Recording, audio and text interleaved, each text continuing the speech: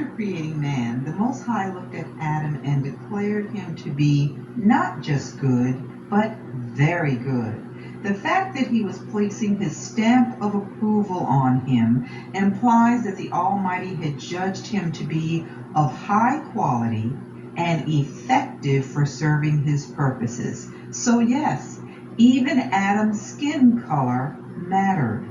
In this session, Uncovering Melanin Secrets, we're going to uncover the value of black skin. Because normally we only hear about how melanin plays an important role in protecting the skin from harmful UV rays, but it is so much more.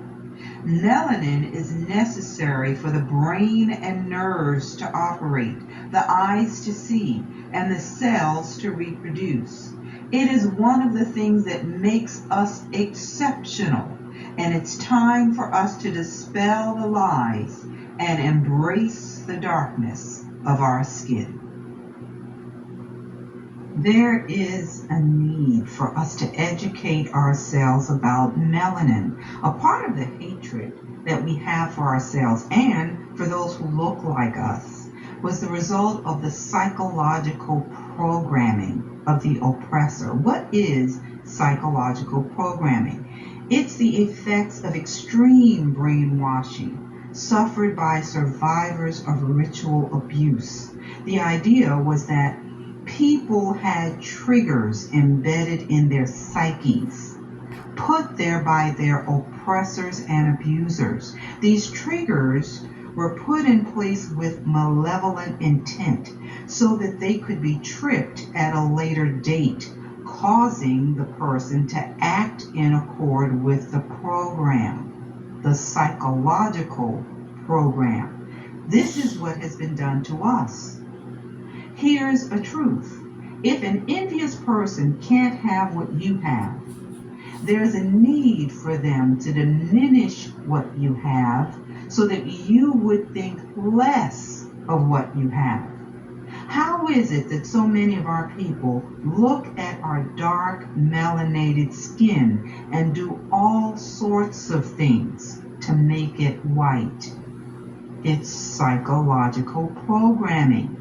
We were never taught to value our black skin. And it's time to let truth break every chain used by the oppressor to keep us bound. Let's begin with the source of truth. We'll look to Scripture. Daniel 7:9 tells us, I beheld till the thrones were cast down, and the Ancient of Days did sit, whose garment was white as snow, and the hair of his head like the pure wool. His throne was like the fiery flame, and his wheels as burning fire. So for those who did not know that the Creator is described as having woolly hair, here's your reference. We have a description here telling us that his hair is woolly. Look at this sheep on the left. Woolly hair. Let's keep going. Revelation 4:3 says, and he that sat was to look upon like a jasper and a sardine stone. And there was a rainbow round about the throne, in sight like unto an emerald. So here you see a picture of a jasper stone on the left and a sardine stone on the right. Does it look anything like the image in the middle? Does it come close? No. And yes, I am making it plain.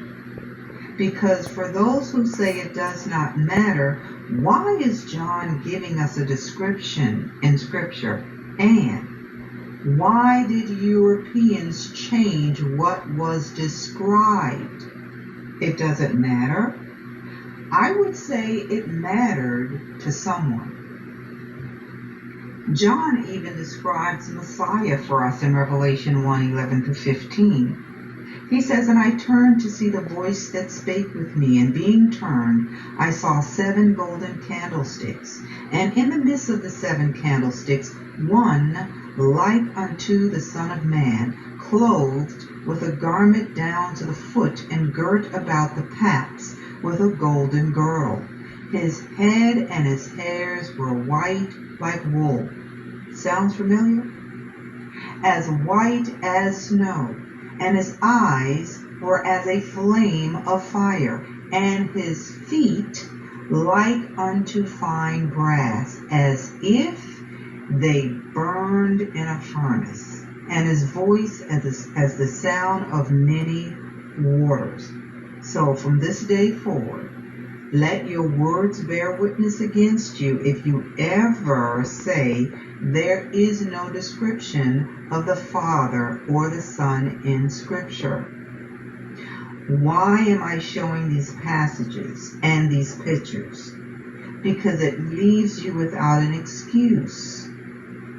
We have Scripture saying that the Creator has dark, melanated skin and woolly hair. And so does his Son. Now, let's go back to Genesis where he said he made man in his image and after his likeness. And he said he was very good.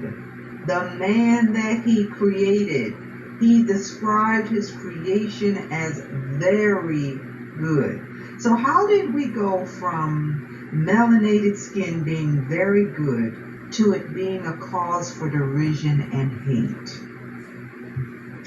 Probably because those without melanin, or very little of it, began whitewashing Scripture, science, and history to justify their lack of it. And I know that's a hard statement for some. But once you get over the sting of what I just said, you begin to understand why truth matters. So we're going to read excerpts from this article entitled "The Perversion of African History by Europeans." And this is from Africa Today, newsnewyork.com. So this article was written by Dr. Mark Anthony Z. Let's read some of this.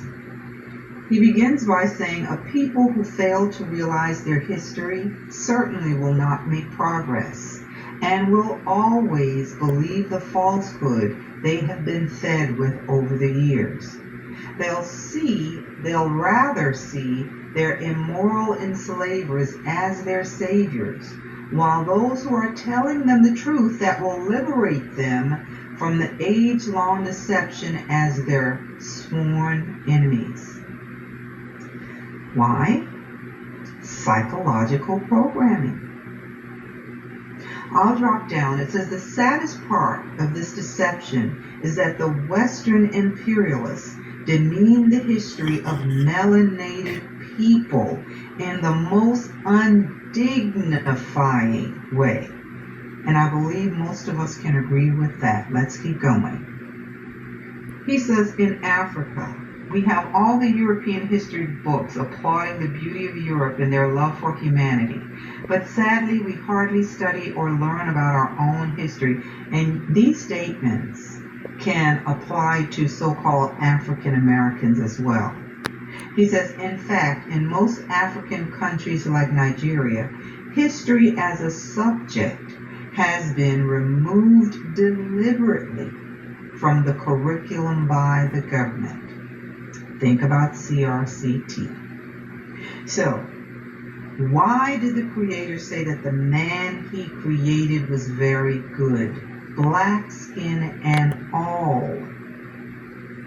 It's time for us to learn the truth, not just about history, but about our black skin.